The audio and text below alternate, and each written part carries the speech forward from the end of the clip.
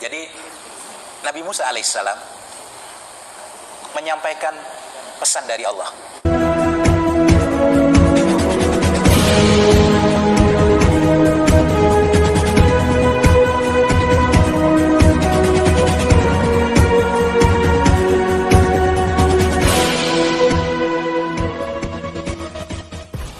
Ya, shalom teman-teman semua dimanapun kita berada pada saat ini. Kiranya kita semua tetap berada dalam keadaan sehat dan apapun yang merupakan aktivitas kita sepanjang hari ini, kiranya Tuhan Yesus memberkati. Dan kembali berjumpa lagi di channel kita ini, yaitu Zemayan Yasin.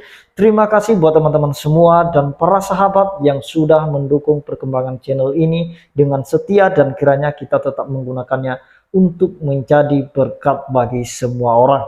Nah teman-teman, pada video kali ini kita akan meluruskan lagi pemahaman seorang ustadz, di mana dia mencoba menjelaskan apa yang tertulis di dalam kitab Nabi Musa. Nah, jadi dia jelaskan ini kepada seorang mualaf ya, dia mencoba membelokkan pengertian dari apa yang tertulis dalam Alkitab. Sebelumnya teman-teman, mari kita simak videonya yang berikut ini. Jadi Nabi Musa alaihissalam menyampaikan pesan dari Allah. Jadi Allah memberitakan kepada Nabi Musa, dan sampai hari ini masih tertulis di dalam Bible. Masih ada menyimpan Bible? Boleh nanti di rumah dibuka kembali. Jadi Allah berfirman kepada Nabi Musa, "Aku akan membangkitkan seorang nabi yang seperti engkau Musa dari antara segala saudara Bani Israel. Aku akan menaruh firmanku ke dalam mulutnya dan ia akan menyampaikan semua yang dia dengar." Nah, jadi Allah berjanji melalui Nabi Musa bahwa Allah akan membangkitkan seorang nabi yang seperti Musa dari segala saudara Bani Israel. Artinya nabi yang dijanjikan ini tidak berasal dari Bani Israel lagi, melainkan dia harus berasal dari segala saudara Bani Israel. Nah itu dia teman-teman, singkat saja videonya. Ini terkait nubuatan Nabi Musa ya. Nah teman-teman, di mana dia mengklaim itu bahwa nabi yang dijanjikan oleh Musa itu atau dinubuatkan oleh Musa itu bukanlah lahir dari tengah-tengah Israel itu sendiri, melainkan dari bangsa lain katanya. Nah teman-teman, pertama dulu kita identifikasi siapa sih sebenarnya saudara Israel ini yang dimaksud oleh Nabi Musa. Nah yang pertama-tama kita tahu bahwa penyebutan bagi Israel itu, bagi bangsa Israel itu dimulai dari pribadi Yakub. Ingat, mulai dari pribadi Yakub. Yakub itu disebut sebagai Israel, disebut Israel. Siapa saudara Yakub? Saudara Yakub itu Esau, bukan Ismail. Ingat ya. Saudara Yakub itu Esau, bukan Ismail. Nah, Yakub ini memiliki anak begitu banyak dan keturunannya. Nah, teman-teman, untuk mengidentifikasi siapa yang dimaksud oleh Nabi Musa, mari kita cek satu persatu. Kita identifikasi di Perjanjian Baru saja ya. Kita mencoba memulai dari ayat Yohanes 1 ayat 45. Perhatikan baik-baik ya, siapa yang dijanjikan itu. Di dalam Yohanes 1 ayat 45 dikatakan di sana, Filipus bertemu dengan Nathanael dan berkata kepadanya, "Kami telah menemukan dia." Siapa dia yang dimaksud di situ? Yaitu Mesias, yaitu Kristus, yaitu Yesus. Kami telah menemukan dia yang disebut oleh Musa. Disebut oleh Musa. Sekali lagi, disebut oleh Musa dalam kitab Taurat dan oleh para nabi, yaitu Yesus anak Yusuf dari Nazaret. Nah, jadi teman-teman sudah jelas di sini ya.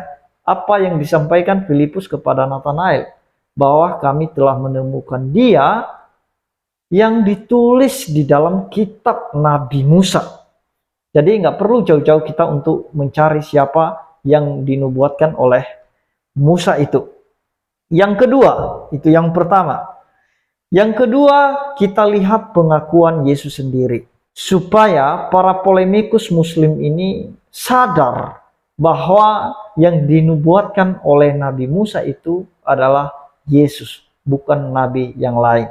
Nah, kita lihat pengakuan Yesus. Di dalam Lukas 24 ayat 44 sampai 45. Begini firman Tuhan.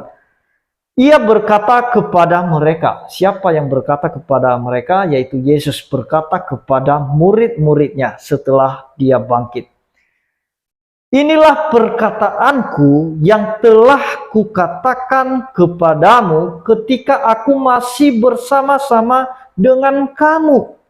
Yakni bahwa harus digenapi semua yang ada tertulis tentang aku dalam kitab Taurat Musa. Sekali lagi, dalam kitab Taurat Musa. Sekali lagi, dalam kitab Taurat Musa. Dan kitab nabi-nabi. Bukan hanya Nabi Musa. Di kitab nabi-nabi yang lain juga dinubuatkan. Ini pengakuan Yesus sendiri. Nah, dalam kitab nabi-nabi dan kitab Mazmur yang ditulis juga oleh Daud. Nah, teman-teman, di ayat 45, lalu ia membuka pikiran mereka. Dia buka pikiran murid-muridnya. Sehingga mereka mengerti kitab suci. Sehingga murid-muridnya ini mengerti kitab suci. Oh iya, ternyata dia yang dinubuatkan oleh Nabi Musa ini. Ini pengakuan Yesus sendiri kepada mereka. Nah, pertanyaannya, pernah enggak Nabi dari bangsa lain itu, khususnya dari Arab itu, pernah enggak mengakui dirinya bahwa dialah yang dinubuatkan oleh Nabi Musa? Pernah enggak ada klaim itu dari nabi mereka? Ini klaim Yesus sendiri loh. Dia klaim bahwa aku yang dinubuatkan dalam kitab Taurat Musa, kitab para nabi, dan juga kitab Mazmur. Klaim Yesus ini, pengakuan Yesus. Nah, jadi kita nggak perlu kemana-mana untuk mengidentifikasi siapa yang dinubuatkan oleh Nabi Musa. Kita cukup lihat ayatnya saja.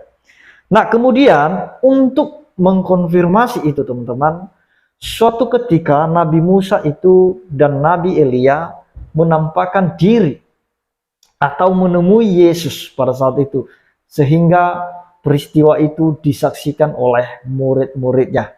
Kita baca di dalam Matius 17 ayat 2-3. Begini firman Tuhan. Lalu Yesus berubah rupa di depan mata mereka. Di depan mata siapa? Murid-muridnya pada saat itu, termasuk Petrus. Wajahnya bercahaya seperti matahari dan pakaiannya menjadi putih bersinar seperti terang. Ayat ketiga. Maka nampak kepada mereka Musa dan Elia sedang berbicara dengan dia, dengan Yesus. Sekali lagi, maka nampak kepada mereka Musa dan Elia sedang berbicara dengan dia, dengan Yesus. Bayangkan teman-teman, untuk apa? Untuk mengkonfirmasi bahwa yang dinubuatkan di dalam kitabnya, di dalam tulisannya Nabi Musa itu, yaitu Mesias itu, bukan nabi yang lain. Jelas di sini teman-teman ya. Jelas di sini, sampai disaksikan oleh para murid pada saat itu, peristiwa itu. Jadi untuk mengkonfirmasi nubuatan itu teman-teman. Nah, jadi itu sudah jelas dan itu tidak perlu sebenarnya itu diributkan masalah itu. Kalau Yesus saja sudah mengaku bahwa dialah yang dinubuatkan oleh Nabi Musa, ngapain harus kita repot-repot? Mereka aja yang pusing kepala ngemis-ngemis ayat Alkitab. Oh, nabi mereka tertulis di dalam Alkitab. Nabi kami tertulis di dalam Alkitab. Itu yang dinubuatkan oleh Nabi Musa. Itu yang dinubuatkan oleh Tuhan Yesus. Dia menjanjikan seorang penolong. Dijanjikan dalam kitab Kidung Agung. Ya macam-macam klaim mereka. Padahal tidak ada satu ayat pun yang jelas ya.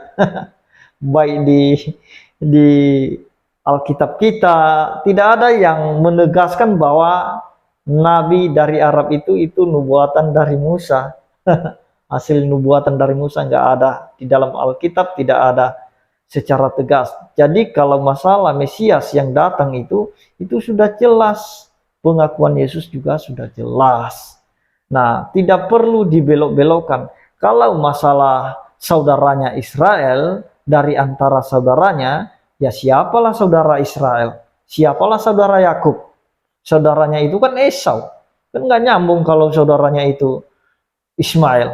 Emangnya itu satu ayah satu ibu mereka? Nah, itu Ismail itu kan anak pembantunya Abraham, anak budaknya. Nah, jadi itu dia teman-teman. Sedangkan Yakub itu sama Esau itu anaknya Ishak. Nah, jadi itu jelas satu bapak satu ibu lagi mereka. Itulah yang disebut saudara Yakub ya, kalau kita kembali kepada saudara kandungnya. Nah, tetapi keturunan Yakub itulah yang disebut saudara-saudara yang dimaksud di situ. Berapalah anak Israel itu, anak Yakub itu, mereka bersaudara. Dari keturunan mereka lah lahir Mesias dari suku Yehuda. Nah, itu dia sudah jelas teman-teman. Jadi nggak perlu kita repot-repot mencarinya ya. Nah, demikian yang saya sampaikan teman-teman. Ini supaya jelas saja ya. Memang kita tahu, saya melihatnya tidak asing lagi bagiku kalau channel-channel saudara kita Muslim ini mereka pakai mualaf-mualaf settingan itu udah bosan nengoknya ya. Nah, jadi itu yang mau saya sampaikan teman-teman. Yang mau saya luruskan itu hanya firman Tuhan yang dibelokkan itu oleh ustadz tersebut. Jadi itu sebabnya beberapa ayat saya sampaikan mengenai nubuatan Musa, yaitu Mesias yang akan datang itu. Itu jelas ayatnya, disebut namanya, itu sudah jelas. Demikian yang saya sampaikan, kiranya Tuhan Yesus memberkati kita semua. Shalom.